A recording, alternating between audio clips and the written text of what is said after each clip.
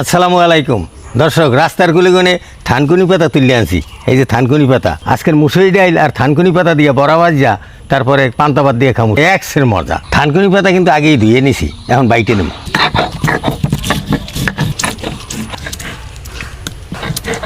থানকুনি পাতা বাড়া হয়ে গেছে, এবার ডাইলটা বাইটেলাম। ডাইল বাড়া হয়ে গেছে, এখন উড়িয়ে খেলাম। এখন কাটা কাঁচামরিচ বাইটেলাম।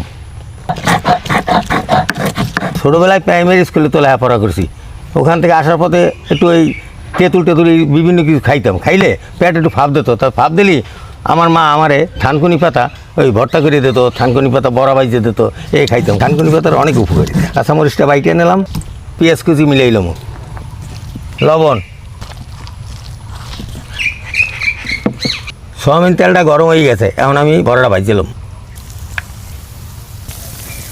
নিবু জালে বড়াটা ভাজিয়ে নিতে হইবে। ভাজা হয়ে গেছে, এখন পান্তা ভাত খামু থানকুনি পাতার বড়া দিয়া। টালা মরিচ না হইলে হয়। এই যে দেখেন, এই কয়েকটা মরিচ তেলে টালিয়ে লইতেছি। থানকুনি পাতার বড়া রেডি, এখন পান্তা ভাত দিয়ে খামু। বিসমিল্লাহ, খালি খাইতে মনে যায়।